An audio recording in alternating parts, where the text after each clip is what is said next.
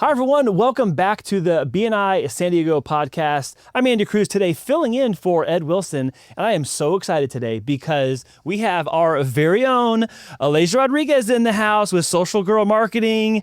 Welcome to the show. Thank you. I'm excited to be here. I'm so glad you're here to talk about it. Now, we've been doing this series about our content creator roundtable, and we're talking to photographers, videographers, social media strategists, and social media managers. Yeah. And we want the BNI members at large to know what they should be doing if they don't, and then what they should be doing better if they're doing things. Love it. So for those of you who have not yet met Alaisja, she's been doing this for more than 9 years. She's helped over 400 different businesses get online, stay online, create consistency and outcomes for their efforts made in the social media space. So congratulations. Thank you. Victory lap on all the success. Thank you. And I'm so glad that you are here today. I'm glad to be here. I'm super excited. I know you have a lot to share because I watch your content and Yes. I see everything you're Too sharing much. all the time. Yes. And maybe some point we should get you to write a book about it all. I bet we could. Oh my gosh. It's actually all on the internet. It just needs to get written into book format, Yes. I think. Yes, I agree. Yeah. You know, I thought about that, but then I was like, I'm really bad at writing. I'm going to have to use ChatGPT for the whole thing. So. There's other people who are great at writing. If you're good at listening and good at writing, Give them the idea. translate her book for us. Yes. Please just do this and I'll give you the information.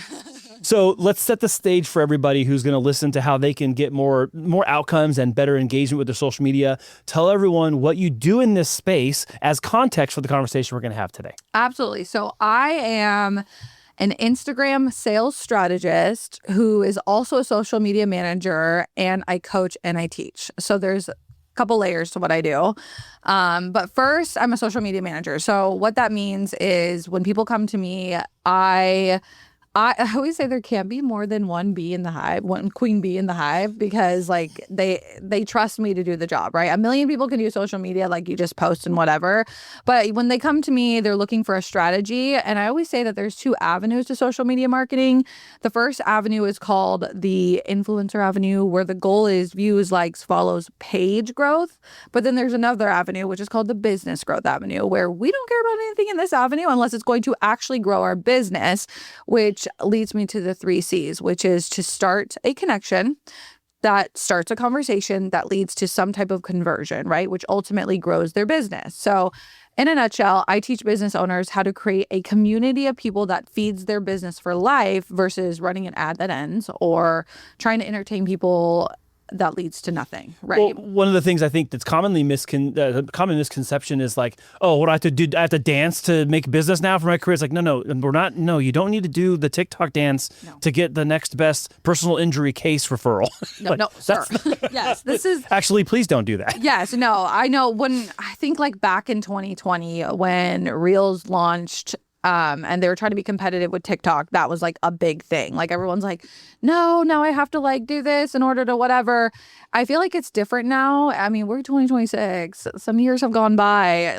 We've really dialed in. Instagram has really dialed in a way to kind of get away from the dancing and more get into who are you? What do you do? Get a feel for your business. And it's a lot better now for growth for business owners. And they don't have to just try and get views and dance. It's more let's serve people. Let me show you how. And I think part of it, so to pull the curtain back a little bit, I think part of it is that Instagram has figured out that if people get popular for one thing and then they make another post that has nothing to do with that one thing you just got popular for, those plummets tank, or those views plummet, and it tanks your algorithm and it tanks your reach because I have a friend of mine who we do a podcast for here. He had some crazy viral bald guy video that went for 36 million views. And the conversion on anything else is terrible because it has nothing to do with that. And so it's this really far departure. But Instagram's figured out, okay, then if that's going to be the case, then we need you to understand that if you as a business person share information that educates people and it gives you authority, then you have a chance at conversion. And I think that's where people are missing it. Yes, 100%. I'll have people who go to me and they're Alaisja, I want to go viral. And the first thing I say to them is, why? And they're well, it's going to grow my business. I'm going to get famous. And I'm no, it's not. I've had multiple clients go viral on different things. And that was the end of that. Yeah. That was the end of that. So, and I think that that's the difference too between TikTok and Reels. People always say like, I need TikTok too. And I'm like, well, Instagram is more set up for business growth. TikTok's great for views and vanity metrics, but they don't lead to anywhere, right? So that's why I focus more on like Meta. First off, the app's not going to get deleted at any moment. Well, and that's also that mega big difference between being an influencer who you're literally just doing that to promote and maybe like drive some affiliate link sales or some online sale purchases, things like that, versus building an authority type of posture and positioning in the space, and then using that as a way to like send stuff to people who might be prospects. Oh, you know what? I talked about that on this thing or that thing. This might actually help you understand that idea better. DM if you have any more questions. Yes. Like using it as more of a lead magnet rather than, oh, I made the post. It solves all my problems now. No. That's why I talk about community that feeds you for life, right? It's going to just keep growing and growing and growing. And eventually, like, that's how I grew my page. That's how I grew my business. I've never ran one ad, not once, not saying ads are bad, but like I've done it straight from growing a community that feeds me for life. So what would you say is the best way for people to take like their in-person or online experience with BNI, because they're doing like hybrid meetings online or in person? So we have these like things we follow, like we have a commercial, we do our ask every week, and we have our feature presentation once a quarter kind of, and then we have one-to-ones. And so there's all this like saturation of information we could be pulling from and then sharing that in online space. What would you recommend for people to start doing if they haven't started anything? Where should they begin if they've done nothing? They're invisible online and they need to become visible. What would you tell them to do? It's funny because like I manage pages, so I have like a whole BNI strategy of growing their business on social on top of everything else that I do, because BNI is one of the things that really grew my business in the beginning. But first off, get online. Please get your page set up, okay? A lot of the times I talk to people, they're like, oh, no, I don't need it, or I have an account, but I never use it. And they just think that it's this, like, I have to dance on social media and I don't want to do that. And I always say, like, the inaction, like, what it's costing you to not have a social media is everything now. Because what's happening is people are skipping the Google. They're going straight to Instagram. They're going to get a feel for who the person is, who they are, where they are, how they interact. They're going to go straight to your page now before they even go to Google, because their page is going to lead you to the Google. It's going to lead them to the website. It's going to trickle down. But like there's even like this crazy stat going out that like Gen Z, like they're literally going straight to your socials. Yes. It's crazy. Well, because now that social search bar has replaced the Google search bar. Yep. And so the platforms know this, and so they're trying to give everyone that are the pros in the space the tools to help themselves and their clients and customers get found. Yeah, and like literally you won't be found. So I always say like the inaction. I did a video on this like recently, and it was like ROI versus inaction. Let's talk about it. I could sit down and have a conversation with you about so-and-so's account for like an hour, and you can go through their profile and show me all of the things that they do, right? And this is not being shown on the page. Like, this is not trackable. There is no metrics for this, right? But if they didn't have that page, we wouldn't be having that conversation, one. And then that person's going to be like, oh, I'm going to go on their page and check them out later. So that lead might happen a few weeks or months down the road. That's not trackable, right?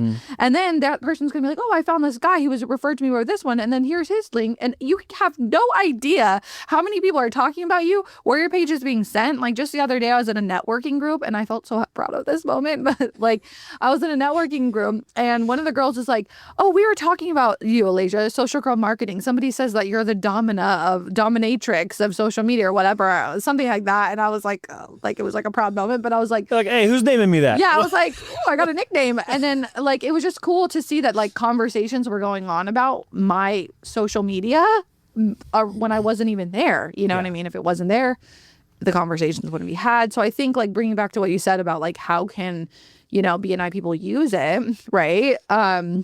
What I do is like whenever I'm in any networking group, but BNI for sure is like get everybody on your page, because what happens is it's like, I don't know if you know, like back in the day, real estate, when they're like, give them 5 touches, like call them, all the things, right? Which is like a old school way of using social media now. But instead, like we follow everybody. We have a list of who they are. And then like we're in, first off, they're watching us, which is going to remember that we're there to either use us, refer us, or share to somebody else, right? So like that alone is going to get you referrals. And then also like it's going to start spiking conversations. You're going to do that one story and then they're going to click on it and then they're going to respond. And then that starts a conversation, right? So the 3 C's: start a connection, starts a conversation that leads to conversion, right? It all kind of plays into my strategy. Well, and I think you're touching on something too that most people overlook for themselves is every week you stand up in front of a room of people or you're on Zoom in front of a room of people and you give your ask. Yeah. That's a rep. Repetitions matter in this space because it becomes very comfortable and it becomes routine and second nature. In the beginning, it might feel absolutely scary or whatever, but if you're standing up in front of a room of 50, 60, 70 people or in a Zoom and you're doing your ask that week, that's another rep. You're going to do on the next week and the week after that, the week after that. Every time you do a presentation, that's more reps. That's more flexing it. More reps. And then it's easier to say these things on camera. And the other thing about the camera, everybody, listen, is if you're recording at your office or you're recording out in open space and public space somewhere and you mess up, try again. You're not on live television. Yep. You're not at the crash scene holding the news mic for the local station. You're not going to try again. Just keep going. Try again. And I see this time after time is people, they get better. And it's the same. And this is what pains me, as you can hear in my voice. Yeah. It pains because when people start BNI, guess what? They're a little timid. Yeah. And they don't know exactly how to do it. Kind of like a baby bird trying to figure out it. And then you get to 6 months, 9 months, a year, 2 years, 3 years, 5 years. How different is a 5-year member in front of the room than a 1-year member? It's the same in social space. I see the same in podcasting. I see the same in social media. Get those reps in. And it'll be a lot easier. Just keep going. And it's just like what your personal trainer tells me, right? There's 6 months of results or there's 6 months of nothing.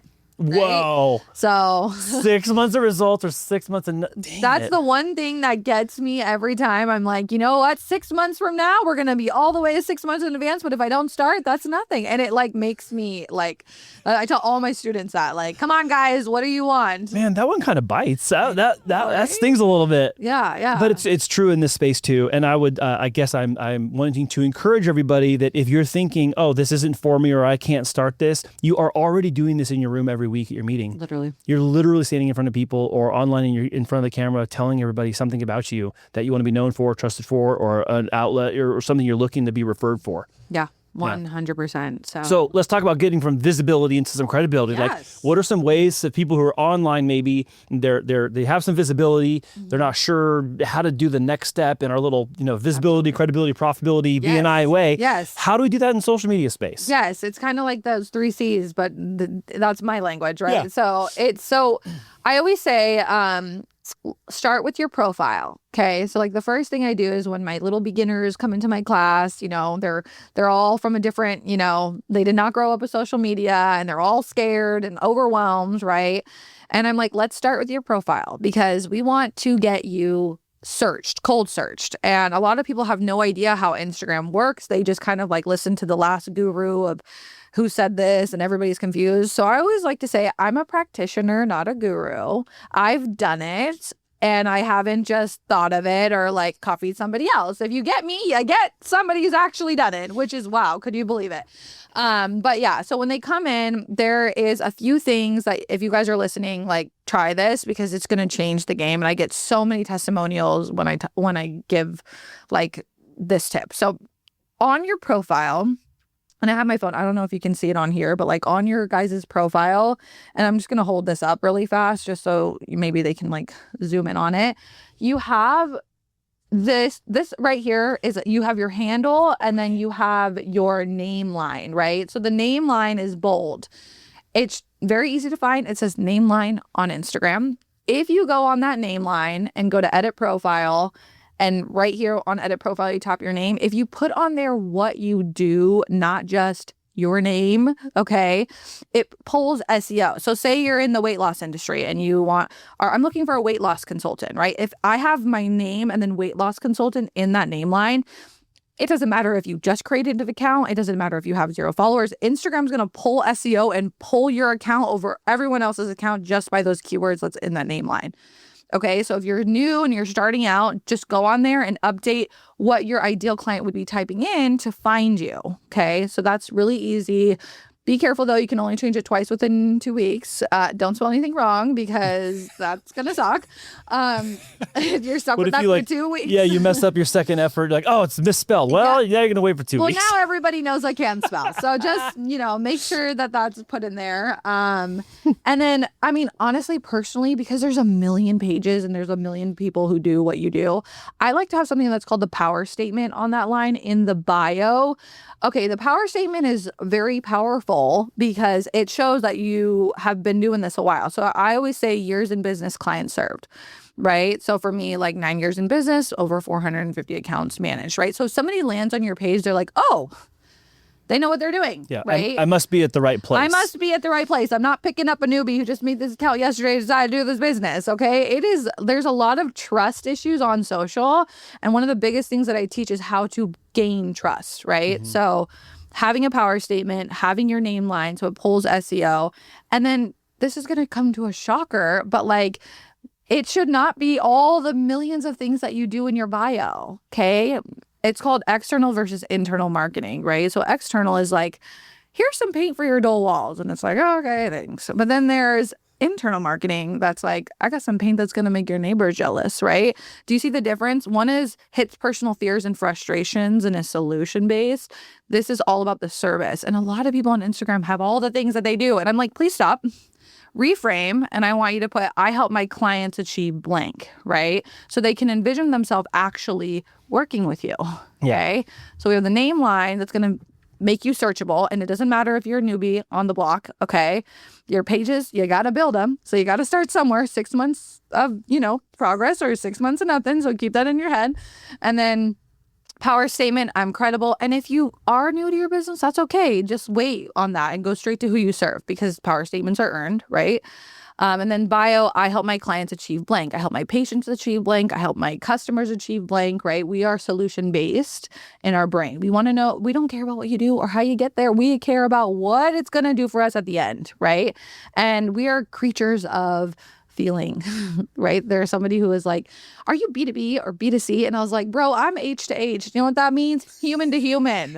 Okay? I don't care what category or hole you're putting me in. Like, I'm H to H. I love that. You know what I mean? Like, it doesn't matter who you're targeting. I mean, it does, but it doesn't, right? On social, it's the AI before AI even came out. You can train Instagram to attract exactly who you're trying to have as your clients. And I think part of it is like, if someone doesn't know you, they don't know to type in your first and last name. They know to type in their problem or the solution they're hoping to look. They're hoping to get or the problem they have or the solution they're hoping to find. And they should find you. That's the little formula you got to remember. Pull you out of that group. Yeah, you got to stand out in that group, but you got to be there though. Mm-hmm. But that's great to talk about the credibility part and like putting, a power statement. That's also true, by the way.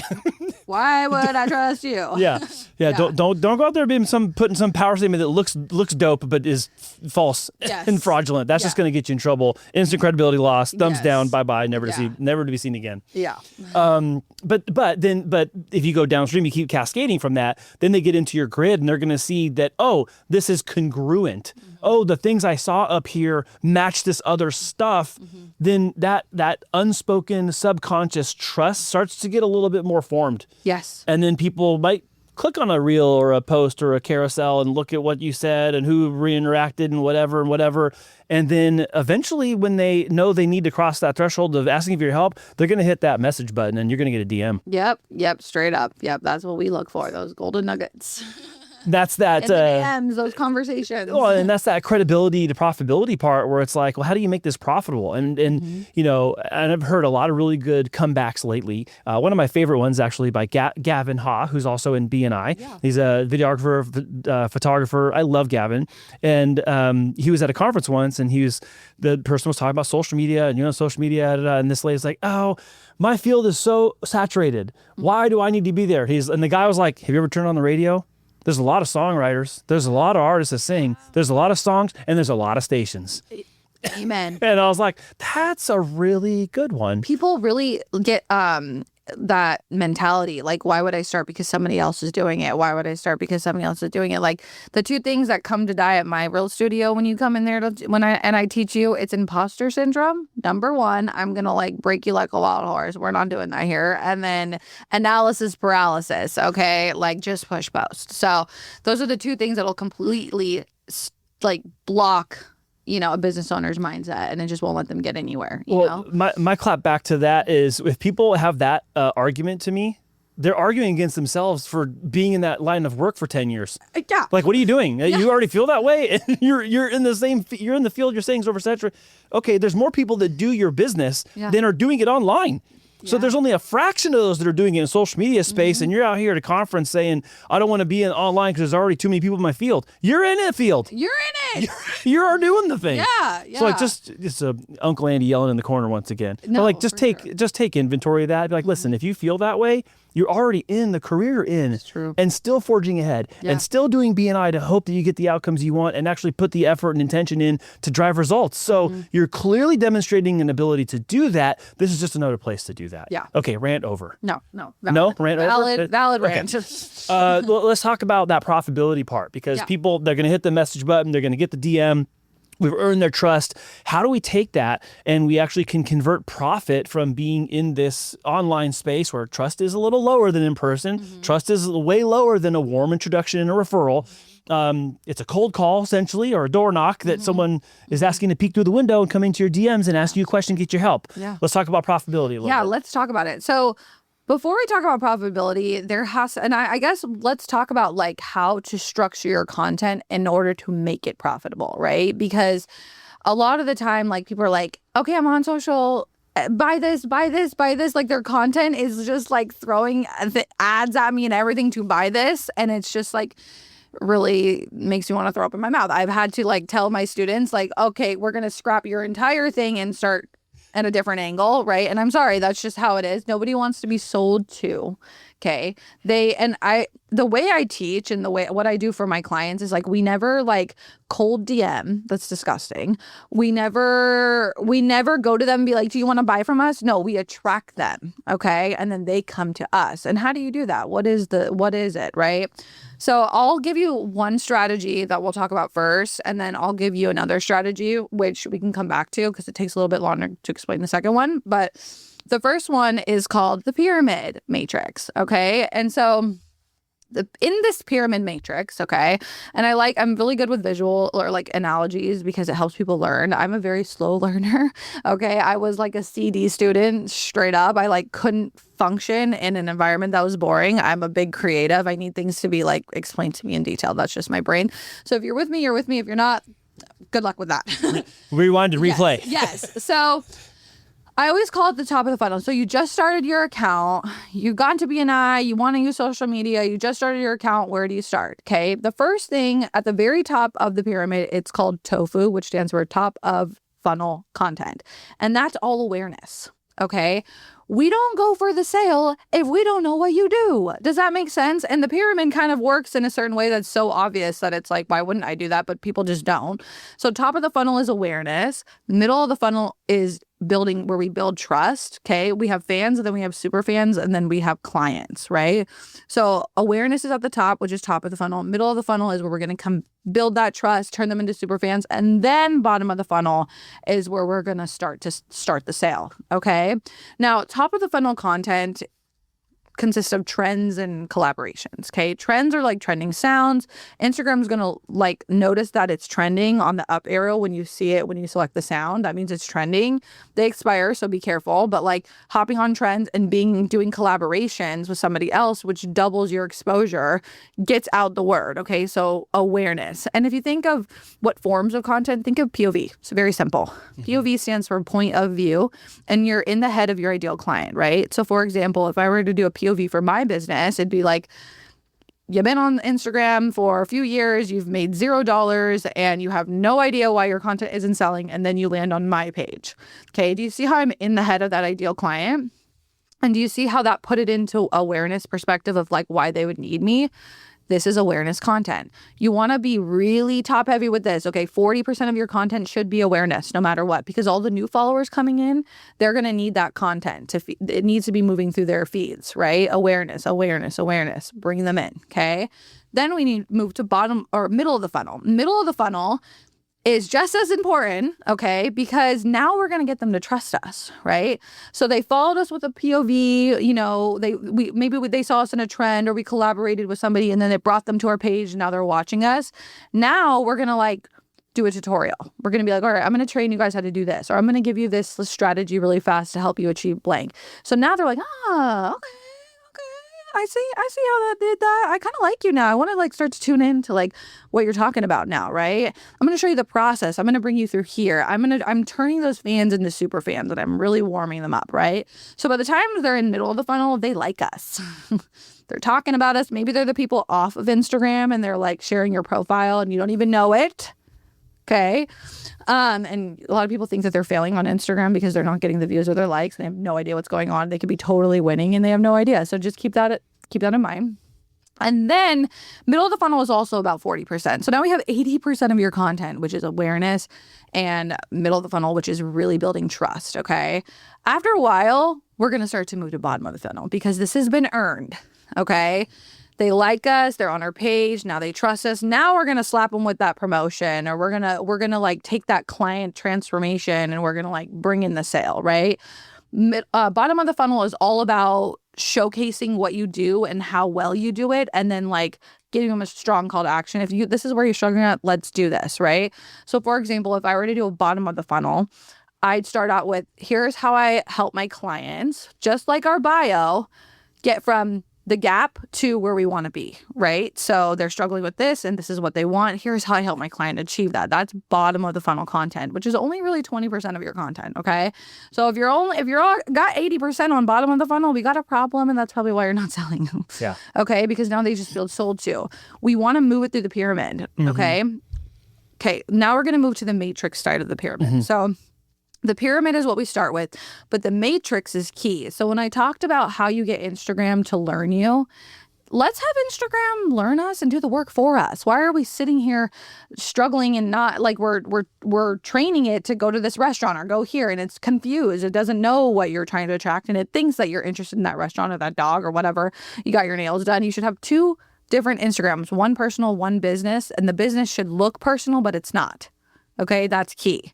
We build personal brands around what we do. If you go on my business page, you'll think it's my personal and my business because of how I do it, but my angle is very strong. I keep it about my niche, okay? You can literally train Instagram. So I always say pull the top 3 things that make you the most money, okay? So I'll just talk about my business. So management. Doing everything for someone, that makes me a lot of money. That's the management part. Then coaching, then classes. Okay, those are my 3 offers. These are called your money generating pillars. Okay, these 3 subjects are all I talk about on Instagram. Okay, which is crazy. They're gonna be like, you only talk about that? Yes, you could do it in so many different forms, but those are the only things I talk about because they're the only things that make me money, which is gonna make me profitable. Okay, so when we go into the pyramid with our matrix, we start 40% awareness, 40% middle of the funnel, and then we move to bottom of the funnel. So when you stay with this strategy, okay, it's going to do 2 things for you. The first thing it's going to do is going to get Instagram to learn you, okay?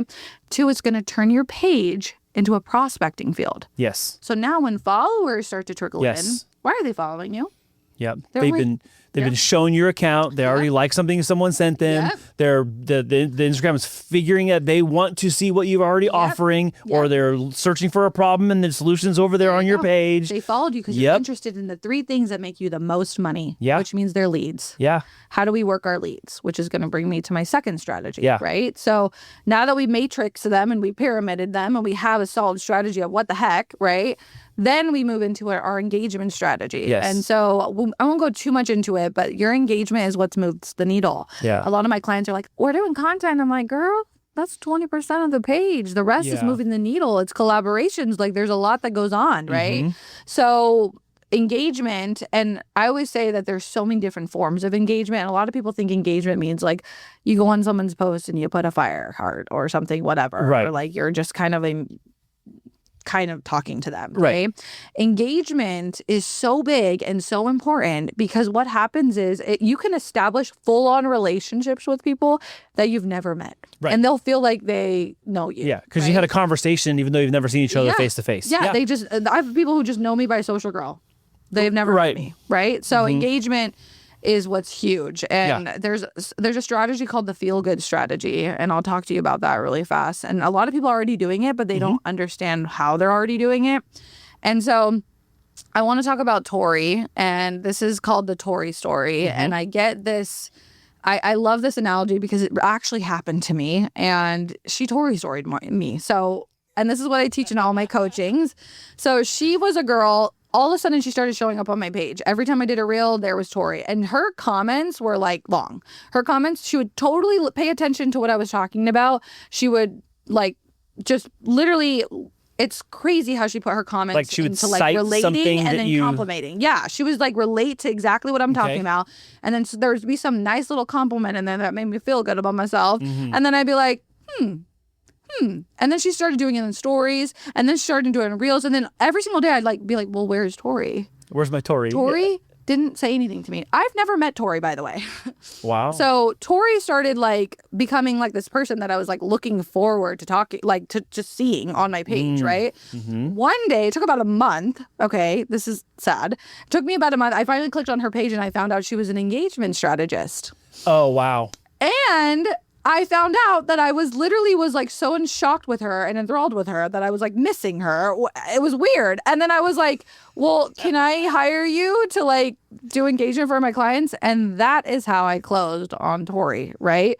She ended up working with me for a few years, and then she had a baby and had to go. But anyway, I call this a Tori story because I was Tori's story. That's crazy. But in that story is also a demonstration for everyone listening and watching. Yeah. It's like, hey, you looking to get someone's attention. There you go. Yes, be there with intention to be present and be seen, but then also have something to do about it. Yeah. Like just being there to be like nosy or be seen is one thing, but like still be yourself. Be authentic in what you're trying to offer or what you're trying to get some response for, as opposed to just plastering stuff everywhere with no game plan. That actually won't help you. That'll turn people off actually long term. She immensely added so much value onto my page. Like I would have a bad day that day, and then I'd see this awesome comment from Tori, and I'd feel better about myself. And it was just weird how well it worked psychologically, you know? Well, something I think that I want everyone to know today too is if you're already visible in this space and you're making content routinely, maybe you are stuck in the engagement part where it's not that good. Okay, cool. Maybe you need to have an engagement strategy.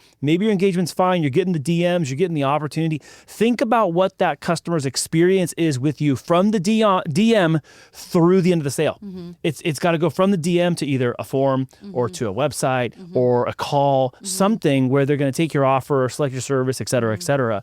Think all that through as well, because the intention in getting into social media space to then build credibility and it be a lead source is so that in the funnel, the offer and the money comes out the bottom. Yep. So think the whole thing through. Don't go in here with a half effort and expect the whole result. You got to go in with the whole effort and then also expect the whole result. And friction causes issues in content. And what that means by like, if it's hard to like get a hold of you, or if it's hard to like find you, or like I have to email you to get your response in 5 days. You guys, this is what we're losing out on all our leads. It needs to be a quick, instant, here's my Calendly link, let's book a call. Like they're hot right now. So we got to catch them quickly. So your call to action needs to be clear and easy. Okay. Easy is the question. Like we have banners on Instagram. If you ever go to my page on Social Girl Marketing _, you'll see that there's a banner, the three little pins that you can put at the top of the page that never go anywhere. Get strategic with your banner because that's the first thing that they're going to see on there. So have on there your phone number, something easy to connect you with. Literally the simple message, the simple, easy to, understand stuff wins the fastest. Yeah, that's so awesome. I want to make sure that before like we wrap up today's episode, if people are they're just really stuck, like what's the right thing for them to do? I know we kind of say, oh, you got to get started, whatever, but like I'm asking this because there's a lot of conversation about AI undermining complete industries, wiping out complete job sectors of our economy. And that includes the social media space as well, because it can make stuff faster and graphics this. And I'm not trying to have the argument of like, are AI graphics good or bad or whatever. I'm just saying that the ability for machines to make content quicker, faster, or more repeatedly than us is upon us. How do we encourage people to like get in the game still and like not quit when they see that quitting, or it looks like it's faster this way or easier that way or less laborious over here? How do we compel people to understand like you've got to put effort into this just like you do in your chapter?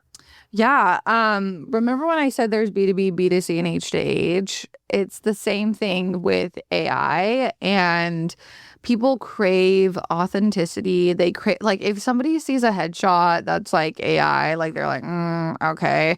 But like, they're going to be like, where's the wrinkle? Where's the human in this? Where's the feeling in this? People are going to crave that. They love that because that's one thing that AI will never take away. It's that human connection.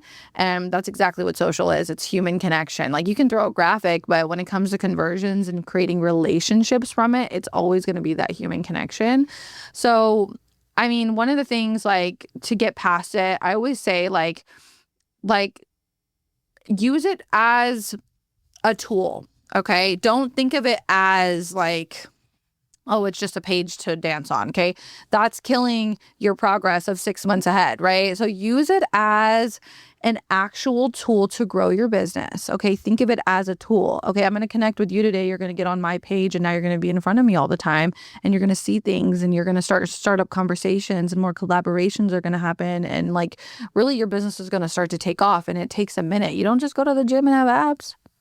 You don't just eat a healthy meal and, feel amazing. No, it takes consistency, and it takes the ability to just keep going and keep doing it, right? So, yeah. So what would you tell everyone is the biggest area of opportunity for them in 2026? We're already a good chunk of the way into the year already. People, I don't know when people are seeing this episode. We're airing this one in the spring of 2026. I'm not sure at what point all our viewers that you're watching this right now, I'm not sure when you're finding this. Yeah. But what would you say to everyone is their biggest opportunity, BNI members? What's your biggest area of opportunity in social space as a BNI member in BNI San Diego?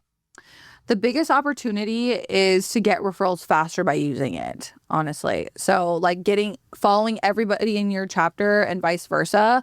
And some people are like, well, I think it's weird when people are like, follow me on social media. Don't say that. Be like, I'd love to follow you on social media. What's your handle? That gives them the invite to come and follow you. And I feel like it's more organic and it feels better. But start using it as a tool and start connecting with more people on there, because your opportunity is going to triple. And that business card just turned into a full-on walking salesman for you. Yeah. You know what I mean? So I think, like, just get on it and start using it as a tool. Now, lastly, I want to ask you, how would you frame this for BNI members? How would you frame them, set their expectations properly from their efforts that go into social media? We have people that have products, people have services. Some people work for themselves. Some people work for a larger company. I know that there's a large array of different types of outcomes that could be real for people. How do you tell people, I know this is a narrow question, but you could probably take 15 angles of it. How do you tell people to make expectations for themselves when it comes to making social media content? Expectations. So when I just had a baby, and like I always say, people are like, well, how much do you post? And I'm like, everybody's time and day is different. Okay. So your expectations, like, people are like, how much should I be posting? I'm like, what can you actually accomplish? What can you actually commit to doing? If that's one post a week to start, great.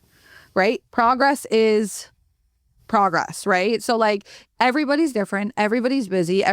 Maybe you hired a VA to do it for you. You know what I mean? Like, what can you do within your day? What can you commit to is the key. Okay. Expectation within yourself is going to look different for me. You know what I mean? Like now, time is different, right? It's like they said, like, I'll never forget this. They're like, when moms hear the term, we all have the same 24 hours in one day. And then like, there's like the 20-year-old, like, making her food perfectly with no kids, and it's like all the moms look at her like, right. Different time frame. What different time frame? We don't, right? So expectation is just commit to one thing at a time and then start adding more, and just understand that it's going to take time to build, right? So, and I think the same goes for the outcomes too. Like there's like in BNI, there's going to be a variety of different outcomes based on your service or your product you sell. Some people have something that's you sell for $20 and you got to sell a lot of them in volume. And some people have very, they're a lot more, I'll say, chunkier. You know, you get a personal injury case that, you know, settles for $1 million and you're making a 30% on it, you're making $300,000 from that one referral. That's a different deal. That make that the I think about the referral trust curve a lot when it comes to like when you first start and then after people trust you and then you start getting referrals. Like everyone's got a different place on the referral trust curve based on like how you utilize the BNI system and also what industry you're in. Exactly. So the outcomes are going to vary. They will. You just need to know that going into it. It's not that you shouldn't go into it because of that. It's just be aware of it. Yeah. And one thing that'll make you feel better, and I feel like this really helped a lot of my students, some of my clients, we measure KPIs very different, right? Your KPIs for like Instagram would be like your likes and your views and your reach and all the things, right? But for me, we measure 3 things: comments, social sentiment. It shows people that they're paying attention. That's a win, right? Because it's like starting conversation. Anything that starts a good conversation is a win because it's ultimately going to lead to conversion, right? So conversations, obviously DMs, that's one, right? Like any form of social sentiment. Does that make sense? Like that is the win, and that's what you should be tracking it on because we use it as a tool, not just a vanity. Yeah. That's awesome. What's the best way for people to reach you if they want to reach out? They're watching this episode, or maybe they heard this one on the podcast platform. What's the best way for people to reach you? Yeah, just I'm a social media Instagrammy girly. So honestly, just hit me up on Instagram. You could always just text me too. My number's on there, but just shoot me a DM and talk to me about what it is that you're struggling with, and we can map it out together. Or you can come to my class and I could teach you how to do it yourself. So whatever, you know, works. But yeah, just go on my Instagram, which is socialgirlmarketing_. Awesome. Great job. Thank you so much for coming to the studio today. Thank you for being on the show, Alaisja. Awesome. I love the work that you're doing. And I can't wait for more people in town to like adopt the things you're talking about, integrate them into their workflow, into their marketing, and also their reach within BNI and then also externally as well. I think it's really going to help a lot of people. So thank you for giving of your time in the spirit of givers gain. Yes. Thank you for giving of your time and your effort to come all the way down here to the studio to be with us today. Appreciate it. Thanks for having me. Awesome. And thank you all for watching the BNI San Diego podcast. We hope that you are well. And if this episode will help you, please do something about it. And if you're thinking of another member in your chapter, someone else that's a coworker of yours, or someone else even in another chapter, if you've been doing some cross-chapter networking, send this episode to someone else who you thought of while you were listening to Alaisja talk today, and share with us all. Do the Giver's Gain thing and pay it forward, as we say. So thank you all for watching this episode, and we'll see you with another great guest next week. Bye. This episode of the BNI San Diego podcast has been brought to you by Cruise Productions, a San Diego-based video production company and proud BNI member. You can find us at the intersection where business and creativity meet, or online at cruiseproductionsinc.com.